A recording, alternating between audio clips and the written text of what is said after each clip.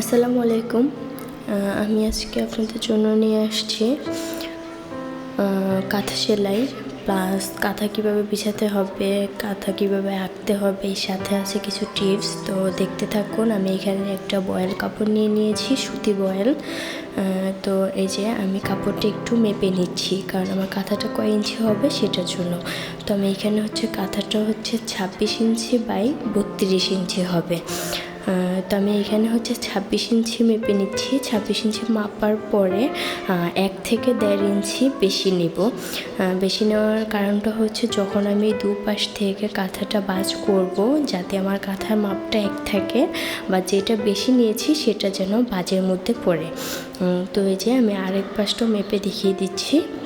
তো দেখুন, এই পাশটা কিন্তু হবে 32। ওই পাশটা যদি হয়েছে যে আমার ওই পাশটা হয়েছে যে 26 ইঞ্চি, তো এই পাশটা হবে 32 ইঞ্চি।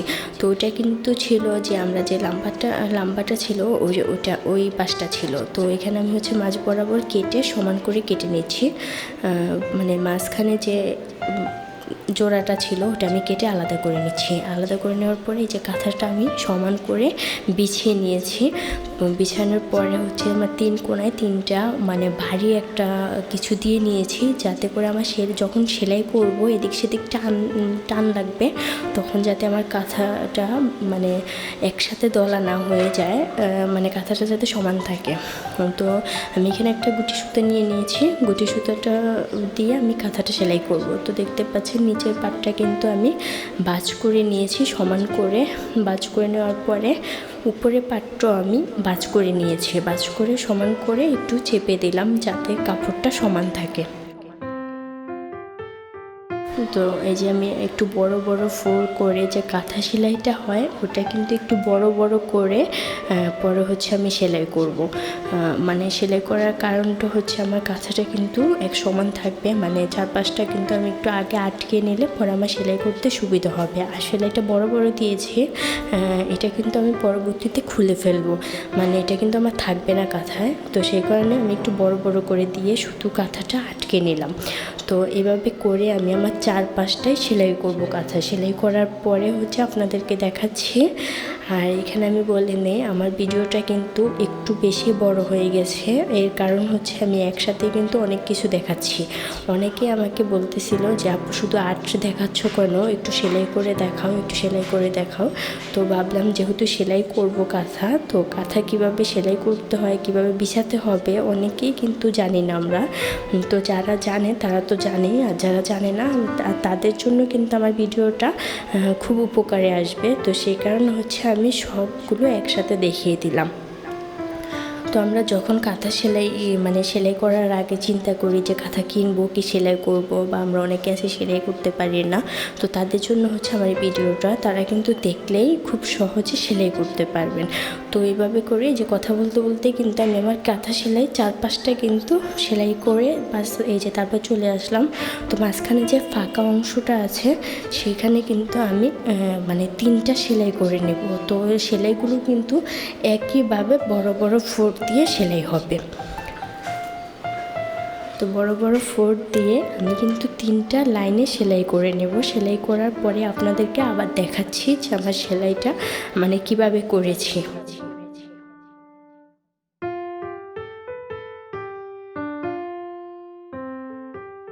তো এই যে দেখতে পাচ্ছেন বড় বড় ফোঁড় দিয়ে কিন্তু মাঝখানে 3টে সেলাই করে নিলাম। এতে আমার কাঁথাটা আঁকতে সুবিধা হবে। তো এখানে আমি একটা লম্বা একটা দড়ি নিয়ে নিলাম, যেটা দিয়ে আমি আমার কাঁথাটা একটু মেপে নিচ্ছি, মানে কতটুক আছে এটা মেপে তারপর আমার যে গড়গুলো হবে কাঁথার জন্য, যে আমি গড়গুলো করব 4 কোণা করে, ওগুলো যাতে সমান থাকে সেজন্য কিন্তু আমি এটা দিয়ে মেপে নিলাম। এই যে মেপে নেওয়ার পরে এখান থেকে একটা টুকরো আমি বের করে নেব, যাতে করে আমার কাঁথার সবগুলো গড় কিন্তু এক সমান থাকবে এতে। তো এখানে একটা গিট দিয়ে নিলাম। গিট দেওয়ার কারণটা আমি এখানে একটা মাপ নিয়ে নিলাম যে এইটুক পর্যন্ত আমার একটা গড় হবে। তো এটা আমি একটু পরে মানে কেটে নেব। তো এই পাশটা আমি একটু মাপ দিয়ে নিচ্ছি। দেখুন মাপটা এভাবে করে আপনারা বড় কাঁথা হোক, ছোট কাঁথা হোক বা যে কোনো জিনিস হোক যেটা আপনাদের সমান লাগবে, তো ওগুলো যদি এভাবে করে করেন তাহলে হচ্ছে আপনাদের সবগুলো মানে মাপ একই রকম হবে। তো এই যে দেখুন আমি কিন্তু এখান থেকে একটা টুকরো বের করে নিচ্ছি। তো টুকরোগুলো বের করার পরে হচ্ছে আমি কেচি দিয়ে কেটে মানে টুকরোগুলো আলাদা করে নেব। এতে করে আমার কাঁথাটা মানে আমি টুকরো হিসেবে আঁকতে খুব সুবিধা হবে। তাহলে আমার বড় দড়িটা নিয়ে এদিক সেদিক করা লাগবে না। তো এই যে দেখুন আমি কিন্তু এভাবে করে এঁকে নিচ্ছি। এই যে মানে একটা দাগ কেটে নিচ্ছি যে আমার এটুকু হবে। তো তারপর হচ্ছে আমি স্কেল দিয়ে এঁকে নেব।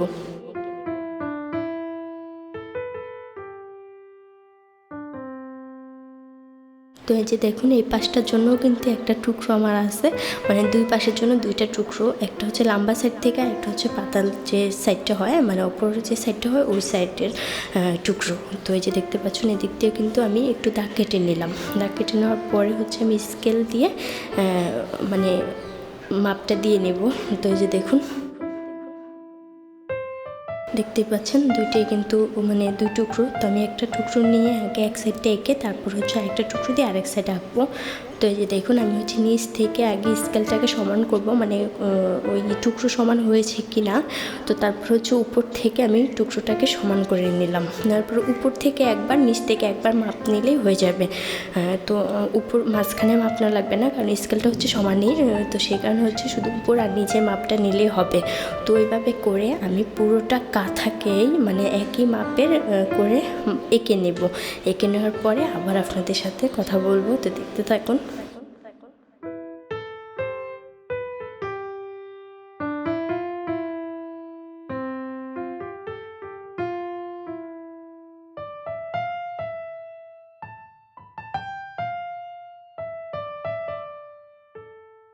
এই যে দেখুন এক সাইডটা কিন্তু আমার পুরো আঁকা শেষ, মানে এক লাইনটা কিন্তু আমার আঁকা শেষ। তো এই যে আর আপনারা যেটা বুঝতে না পারবেন সেটা কিন্তু অবশ্যই আমাকে কমেন্ট করে জানাবেন, আমি কিন্তু উত্তর দেওয়ার চেষ্টা করব। যদিও সবার উত্তর দেওয়া সম্ভব হয় না, তারপরও চেষ্টা করব উত্তর দিতে, কারণ অনেক সময় ব্যস্ত থাকার কারণে সবার সাথে কথা হয় না। তো দেখতে পাচ্ছেন এই যে আমি কিন্তু অনেক সময় অনেকের উত্তরটা দিয়ে থাকি, কারো কোনো প্রশ্ন থাকলে কিন্তু আমি অ্যান্সার দেওয়ার চেষ্টা করি। তো এই যে দেখুন আমি কিন্তু একইভাবে করে ঘরগুলো চারকোনাটে করে এঁকে নিয়েছি। তো যে দেখুন আমি কিন্তু কাছ থেকেও আপনাদেরকে দেখিয়ে দেব।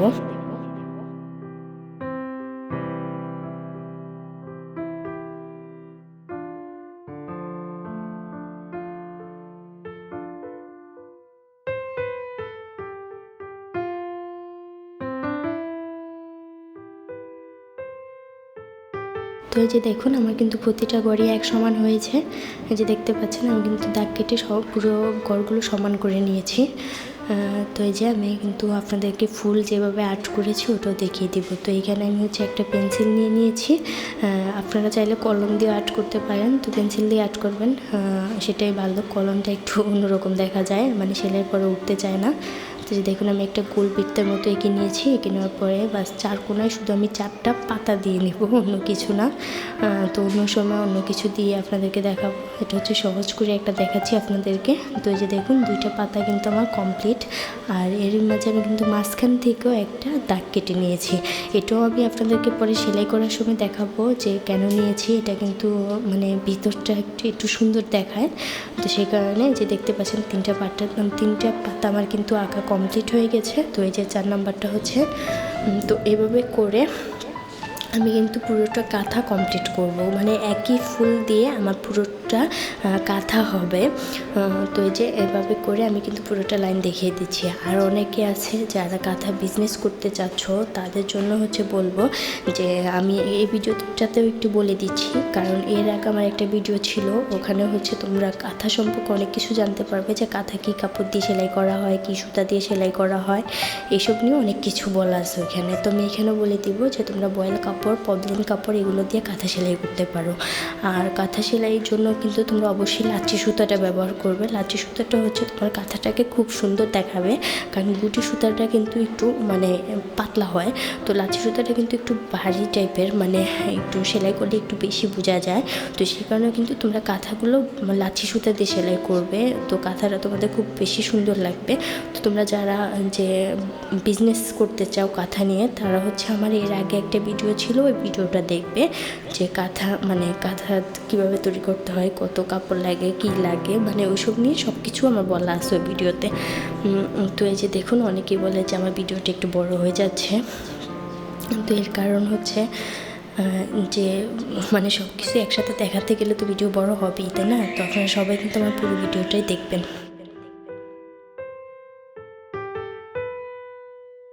তো এই যে এভাবে করে কিন্তু আমার মানে এক সাইডে যে ফুলগুলো হতো ওগুলো কিন্তু আমি সবগুলো এঁকে নিয়েছি। এঁকে নেওয়ার পরে হচ্ছে আপনাদেরকে আবার দেখাচ্ছি যে মানে ফুলগুলো কীভাবে সেলাই করতে হয়। তো এই যে দেখুন, আপনি কিন্তু কাছ থেকে একটু দেখিয়ে দিলাম যে ফুলগুলো কেমন হয়েছে। তো দেখতে পাচ্ছেন চার কোনায় শুধু 4টা পাতা, মাঝখানে একটা বৃত্তের মতো হয়েছে। তো এভাবে করে আমি কিন্তু পুরোটা কাঁথা এঁকে নেব। তো এই যে আমি একটু সেলাইটা দেখিয়ে দিচ্ছি। তো দেখুন আমি সুইটা কীভাবে উঠাচ্ছি, ওভাবে করে উঠালে আপনাদের কাঁথায় কোনো গিট পড়বে না। তো চেষ্টা করবেন আমার মতো করে সেলাই করার জন্য, তাহলে আপনাদের পুরো কাঁথায় একটা গিটও পড়বে না। তো আমি কিন্তু যেখান থেকে সেলাই শুরু করবো এর একটু দূর থেকে, মানে কাঁথা তো আমার 2 পার্টের, তো 1 পার্ট ভিতর দিয়ে সুইটা এনে বাস কাঁথা সেলাইটা শুরু করেছি। তো এভাবে করে আমি চারপাশের যে 4টা মানে 4-5টা সেলাই করে নেব। সেলাই করার পরে হচ্ছে যে একটা সেলাই এখানে হয়েছে, ওই পাশে আরেকটা সেলাই করব। ওখানে হচ্ছে 1/2 ইঞ্চির মতো রেখে সেলাইটা করে নেব। তো এই যে সুতাটা দেখতে পাচ্ছেন, এটা কিন্তু আমি আস্তে আস্তে সেলাই করার পরে খুলে নেব।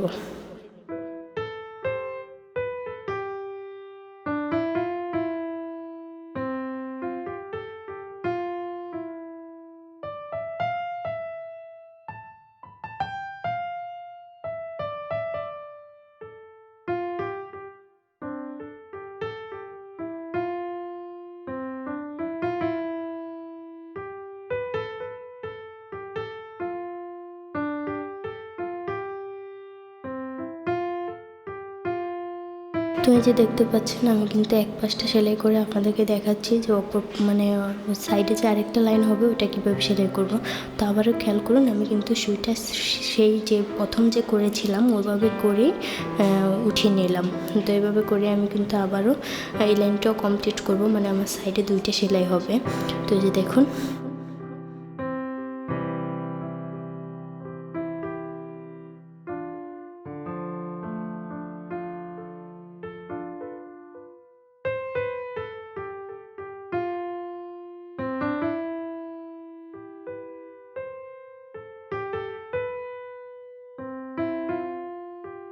তো দেখতেই পাচ্ছেন আমি কিন্তু কাছ থেকেও সেলাইটা দেখিয়ে দিলাম যে কীভাবে হয়েছে। তো এভাবে করে আমি 4-5টায় সেলাই করে নেব। অবশ্যই এখন সেলাই করব না, এখন আপনাদেরকে দেখানোর জন্য হচ্ছে ফুল সেলাই করব। এখানে শুধু আপনাদেরকে দেখানোর জন্য এটুকু সেলাই করতেছি। পরবর্তীতে আমি পুরোটা কাঁথা কমপ্লিট করে আপনাদেরকে দেখাবো। তো যে দেখতেই পাচ্ছেন এর মধ্যে কিন্তু আমার সেলাইটা হয়ে গেছে। তো এখানে যে পাতাটা আছে ওইটাও কিন্তু আমি কাঁথা সেলাই দিয়ে শুরু করব। যে দেখুন সুইটা কিন্তু সে আগের মতো করে উঠিয়ে নিয়েছি, মানে এইভাবে করেই আমি পুরোটা কাঁথা সেলাই করব। তাহলে আমার পুরোটা কাঁথার মধ্যে একটাও গিট পড়বে না। গিট থাকলে কিন্তু কাঁথা একদমই সুন্দর লাগে না। তো এইভাবে করে হচ্ছে আমি পুরোটা সেলাই করব। সবগুলো কিন্তু কাঁথা সেলাই হবে, শুধু মাঝখানে যে আমি দাগটা টেনে নিয়েছিলাম ওখানে হচ্ছে একটা চেন সেলাই হবে। তো সেটা আপনাদেরকে দেখিয়ে দিচ্ছি। দেখুন এভাবে করে কিন্তু আমি পুরোটা কাঁথা সেলাই করব। তো যে দেখুন, দেখে দেখে বুঝতে হবে, এখানে কিন্তু আমি বলে কিছুই বোঝাতে পারবো না। তো আর কাঁথা সেলাই তো সবাই পারে, এটা তো আর দেখার বলার কিছু নেই। তো যারা যারা পারো তারা তো পারোই, আর যারা না পারো তারা একটু ভালো করে খেয়াল করবে, তাহলেই বুঝতে পারবে। তো এভাবে করেই কিন্তু আমি পাতাগুলো সেলাই করব।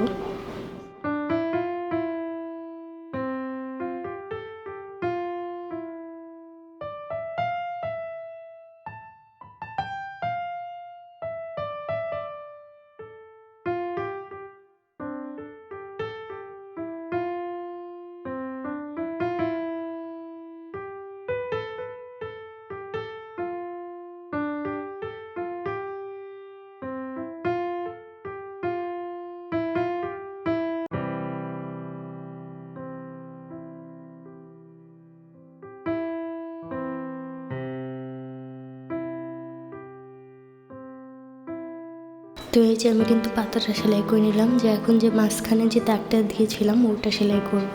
ওটা আমি পুরোটা সেলাই করব না, অর্ধেকের থেকে একটু বেশি সেলাই করে তারপর হচ্ছে চেন সেলাই দেবো। তো তোমরা দেখলেই বুঝতে পারবে কিভাবে করতেছি। আর এই সুতোটা কিন্তু আমার লাচ্ছি সুতা ছিল, আমি এটা বলতে ভুলে গিয়েছি। এটা কিন্তু আমি লাচ্ছি সুতা দিয়ে সেলাই করেছি। লাচ্ছি সুতার সেলাইটা কিন্তু খুব ফুটে ওঠে কাঁথায়, গুটি সুতার থেকে লাচ্ছি সুতাটা একটু বেশি চকচক করে। তো সে দেখতেই পাচ্ছ আমি কিন্তু অর্ধেকের থেকে একটু বেশি সেলাই করে এখন হচ্ছে যে আমার চেন সেলাইটা আছে ওইটা আমি দিয়ে নিচ্ছি। দেখলেই বুঝতে পারবেন সবাই।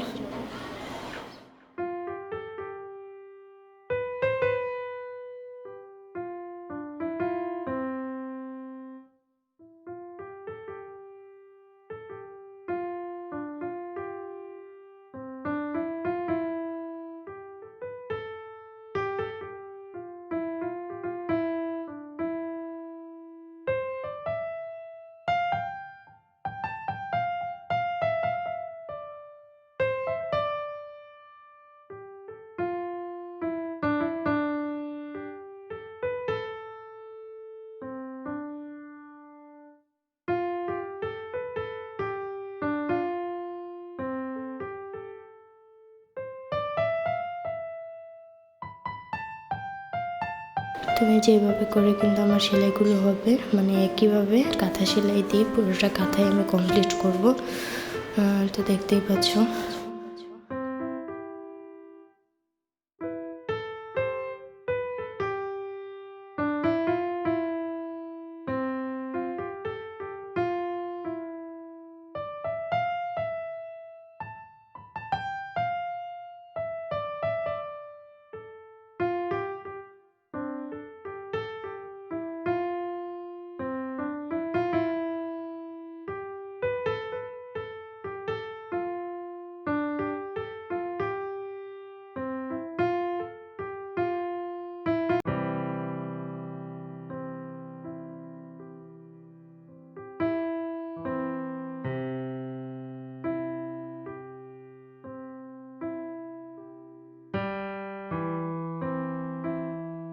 তো এই যে দেখতে পাচ্ছ যেভাবে করে সেলাই করছি, এভাবে করে আমার পুরোটা কাঁথা কমপ্লিট করব। আর সবাই এই পর্যন্ত থাকার জন্য অনেক ধন্যবাদ।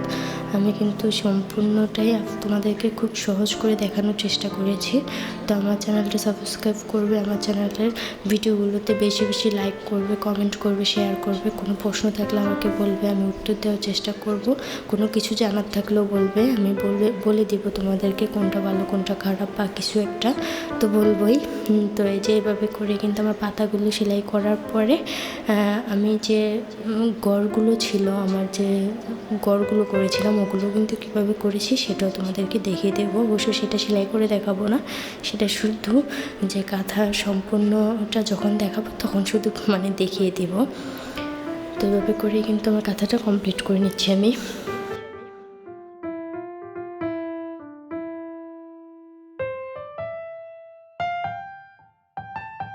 তো এই যে এভাবে করে সেলাই করে নিলাম। আর দেখতে পাচ্ছ যে সাইড থেকে যে আমি লম্বা লম্বা দাগ টেনে নিয়েছিলাম ওখানে কিন্তু 4 কোণা 4টা মানে চেন সেলাই হয়েছে। তো দেখতেই পাচ্ছ কতটা সুন্দর হয়েছে কাঁথাটা। তো এই পর্যন্ত থাকার জন্য সবাইকে অনেক অনেক ধন্যবাদ। সবাই ভালো থাকবেন। আসসালামু আলাইকুম, আল্লাহ হাফেজ।